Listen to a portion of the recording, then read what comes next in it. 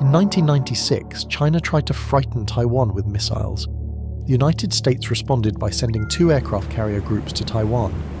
This is the biggest display of American military strength in Asia since Vietnam. Beijing, outgunned, went quiet. That moment created a rule that kept peace for 30 years. Cross this water, and the American Navy awaits. 30 years later, China has finally found its answer to those carriers. Not a bigger fleet, not a secret weapon, something stranger, a way to take Taiwan that leaves those carriers nothing to shoot at. No beach to storm, no line to hold, and it has already begun. The Taiwan Strait runs about 100 miles across at its widest, 80 at its narrowest. It's also one of the most important 100 miles of water on the planet. Over a fifth of global sea trade passes through this gap. That's about $2.45 trillion in 1 year. That's almost half of all the container ships in the world. The island sitting in the middle of it builds the thing the modern world can't run without. More than 90% of the most advanced computer chips on Earth are made in Taiwan. The phone in your hand, the car in your driveway, the guidance system in a missile belonging to an air force you've never thought about. There's a real chance the brain inside it was born on this island and carried out through this strait.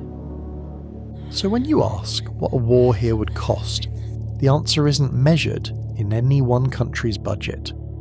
Bloomberg's economists crunched the numbers for 2026.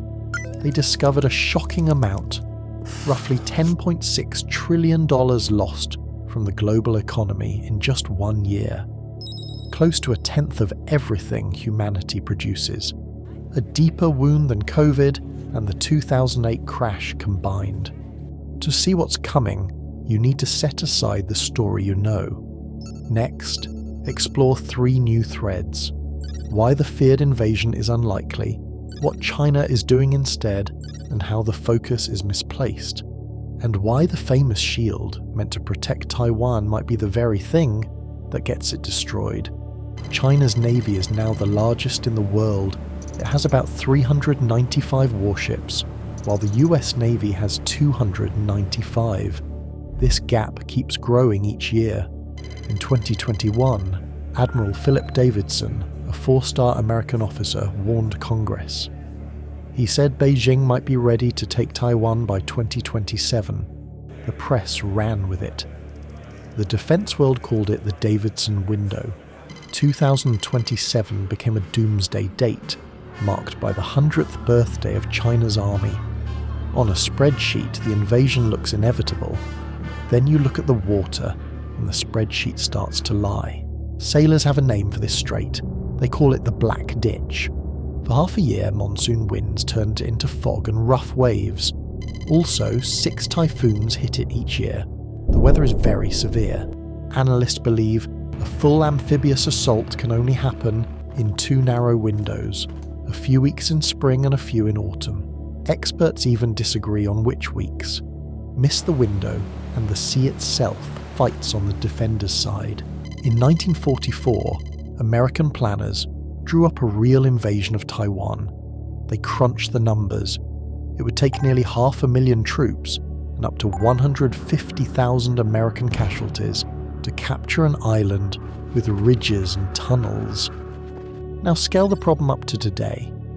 To land and supply an army in Taiwan, China would need to move about 30 million tons of troops, vehicles, fuel and ammunition. Crossing dangerous waters adds complexity and risk to this operation. So if the landing is a graveyard for all sides, why is the whole world still staring at the sand?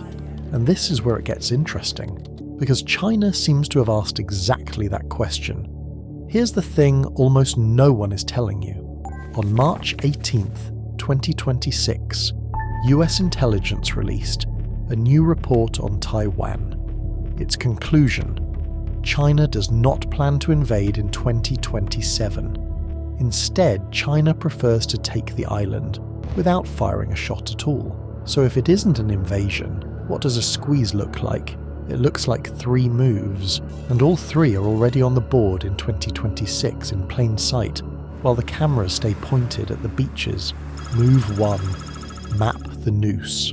China has been carefully mapping the waters east of Taiwan. This area includes two narrow gaps, the Bashi Channel and the Miyako Strait. Those gaps aren't random. They connect Taiwan to the open Pacific. These choke points must be sealed to cut off the island from the world. The data from those ships, like current, seabed and water conditions, helps with submarine warfare and blockade planning. Move 2. Erase the line. For decades, an invisible boundary ran down the centre of the Taiwan Strait, the median line. By quiet agreement, neither side crossed it. Around 2020, China stopped pretending it exists. Chinese fighters as warships cross it so often that it hardly makes the news anymore. The point was never one dramatic breach. The point is repetition, flying and sailing through Taiwan's water and sky so casually that the word Taiwan's quietly stops meaning anything. Move 3. The bloodless blockade. This is the one the think tank fears most. CSIS examined a potential Chinese blockade, not an invasion. In their study titled Lights Out, they concluded that Beijing wouldn't need to sink Taiwan, it would only need to strangle it, ring the island with Coast Guard and naval ships. Stop and inspect every freighter. Insurance for ships heading to Taiwan jumps overnight. Cargo lines change routes to avoid danger. Taiwan starts to struggle, since it imports over 95% of its energy by sea and has only weeks of reserves. Choke the strait, and you never have to beat Taiwan's army. You wait for the lights to go out. The genius of it from Beijing's side is that there's no burning fleet, no invasion to rally the world against. Bloomberg estimates that a blockade could reduce global output. Even without a war, it might drop by 5% in the first year. A fifth of the world's trade and the source of its chips is gradually being restricted, but there's one more piece, the most decisive of all, and it's the one thing Taiwan always believed was keeping it safe. For years, Taiwan has slept behind what people call the silicon shield. The logic is almost elegant. The island produces 90% of the world's top chips. TSMC alone earns about 70% of global chip-making revenue, so the world cannot let Taiwan fall. So everyone, especially the United States, must defend it. The chips are the armour, but the armour is being shipped out. In a 2026 deal, TSMC will invest up to $165 billion in new chip factories in Arizona. About 137,000 Taiwanese now live and work in the US. Many of them are the engineers who make the shield work. Every fab that opens in Arizona is one more reason for the world to need Taiwan a little less. In 2023, a senior American strategist, Elbridge Colby, shared a new idea. If China plans to take Taiwan, he said, the United States should destroy TSMC's factories. That way, Beijing can never have them. Taiwan's protection may seem like a shield, but it could lead to its downfall. It's like a prize set ablaze so the rival cannot possess it. A real fight over this water doesn't stay over this water. The chips stop. Assembly lines fall short. The $10.6 trillion hole opens under the world economy, and it doesn't close for years. Here's the hidden trap in the squeeze. It's more dangerous than the invasion we all fear.